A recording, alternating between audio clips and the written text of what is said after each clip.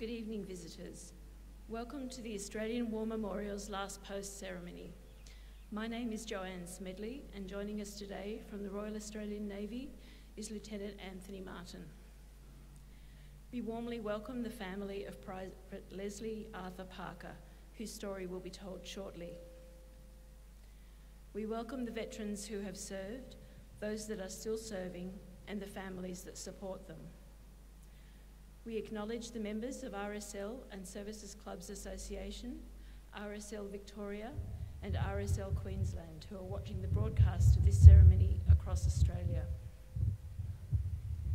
During the ceremony, wreaths will be laid at the base of the Pool of Reflection by family, visitors, and students on behalf of Bunbury Cathedral Grammar School, Primary Department, East Bunbury, from Western Australia, and from Queensland, King's Christian College, Reedy Creek, and King's Christian College, Pimpama.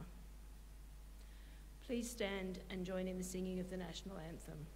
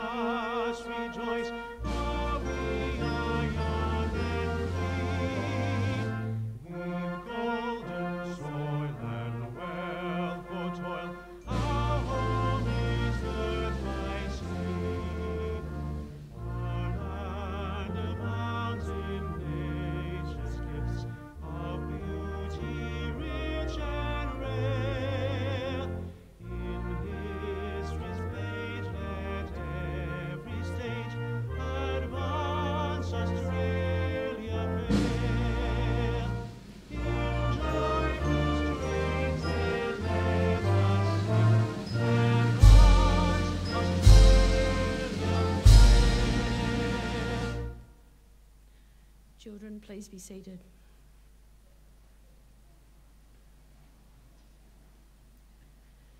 The Australian War Memorial was the vision of Charles Bean, Australia's First World War official historian.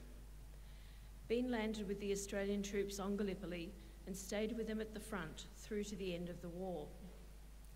The idea of this national memorial and museum came to him at Pozières, France, in the depths of the bloody fighting of 1916.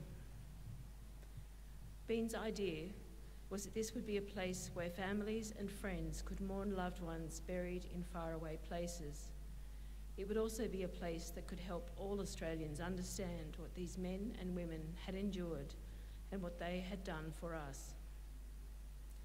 Bean's vision, to which we remain true, is best expressed as inscribed in the entrance to the memorial's galleries. Here is their spirit in the heart of the land they loved, and here we guard the record which they themselves made.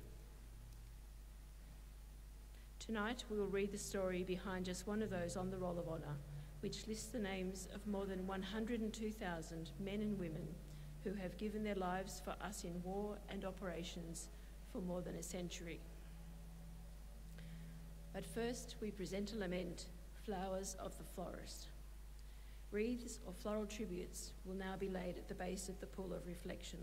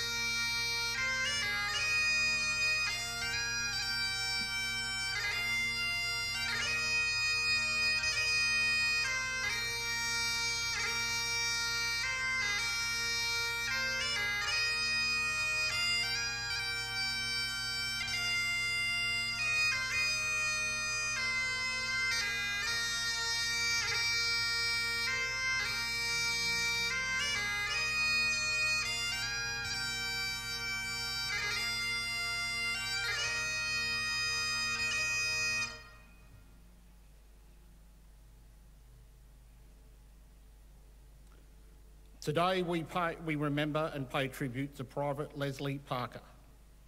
Known to friends and family as Les, Leslie Arthur Parker was born on the 26th of April 1916 in Cottesloe, Western Australia, to Arthur and Lucy Parker. Leslie attended Cottesloe Primary School and Fremantle Boys High School. He was a keen sportsman with an interest in cricket, golf and cycling. Following his education, he went on to work as a miner in Bullfinch and Kalgoorlie. On the 18th of June 1941, Leslie Parker enlisted in the 2nd Australian Imperial Force at Claremont. After his initial training, he spent a week of pre-embarkation leave with his wife Margaret and his baby daughter Jean, who was not yet 8 months old. On the 7th November 1941, Parker left Fremantle with a US convoy bound for the Middle East. More training followed until late May 1942, when Private Parker was taken on strength of the 2nd 32nd Battalion. In July 1942, the war in North Africa had become critical. Germans and Italians had reached El Alamein in Egypt, about 110 kilometres from Alexandria. The 9th Division, of which the 2nd 32nd Battalion was part of, was rushed to this area. The battalion's first attack began on the 17th of July. The 2nd 32nd captured its first objective, but the Germans resisted fiercely and counter-attacked with tanks. The battalion suffered heavily. Nearly half its number were killed or wounded, and nearly 200 became prisoners of war. Initially reported as missing, Parker's status as prisoner of war was confirmed a few months later. In April 1943, he was reported as being in a prisoner of war camp.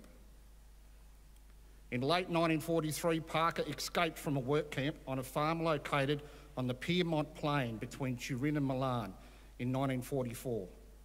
He and his mate, Ken Scott, along with 2 others from the 2nd 32nd, joined a small team of Australians working with Italian partisans in northern Italy.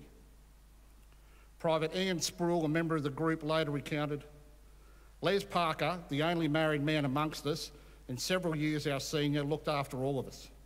He was a top soldier, as I guess the whole bunch of us were. But Les gave the impression of reliability. He had a clear, direct gaze and a wide, firm mouth. He cared about people, a terrific mate, and he was solidly built and solid in character." On one occasion, Parker distinguished himself during an attack on a German convoy, waiting until a vehicle was only a few feet away before throwing a bomb that blew it up. Parker had been with the group for almost a year when in August he and 4 other Australians took part in a raid on a village of Lilians, about 30 Italian communist partisans. During the fighting, Parker was wounded by a mortar bomb and Private Sproul was with him and managed to get him to safety. Parker was taken to a makeshift stretcher to Razzo, where he was hidden in a church tower and placed under the care of an Italian doctor. But his wounds proved too severe and he died on the afternoon of the 13th of August 1944. Parker was buried at midnight so as not to attract attention. In the family vault of the local man, a group of escaped Australian and New Zealand prisoners attended the funeral, and after the war his remains were moved to Milan War Cemetery. Leslie Parker was 28 years old. Following his death, Parker was mentioned in dispatches in recognition of gallant and distinguished service in the field. His name is listed on the Roll of Honour on my left, among 40,000 Australians who died while serving in the Second World War. His photograph is displayed today beside the pool of reflection. This is but one of the many stories of service and sacrifice told here at the Australian War Memorial. We now remember Private Leslie Parker, who gave his life for Australia, for our freedoms and in the hope of a better world.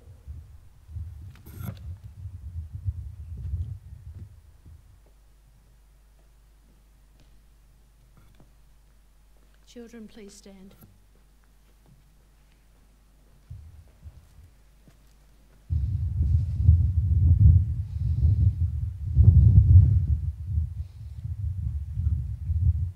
They shall grow not old, as we that are left grow old. Age shall not weary them, nor the years condemn. At the going down of the sun and in the morning, we will remember them.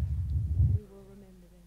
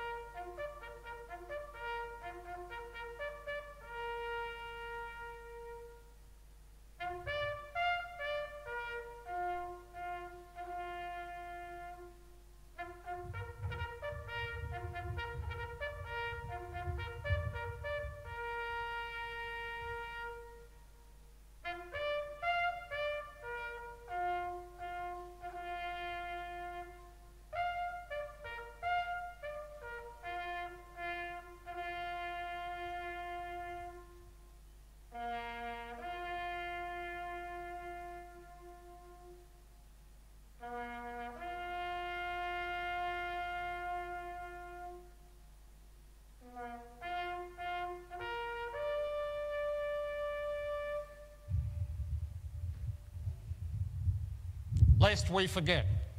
Lest we forget.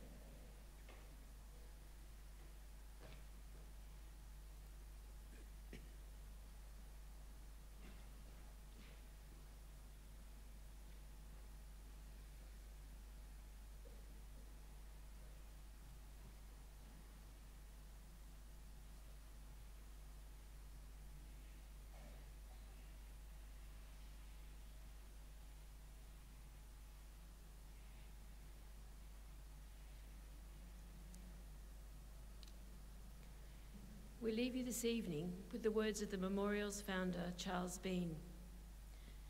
Many a man lying out there at Poziere or in the low scrub at Gallipoli with his poor, tired senses barely working through the fever of his brain has thought in his last moments, well, it's over. But in Australia, they will be proud of this. Ladies and gentlemen, girls and boys, that concludes the last post ceremony. Thank you for visiting the Australian War Memorial and good evening.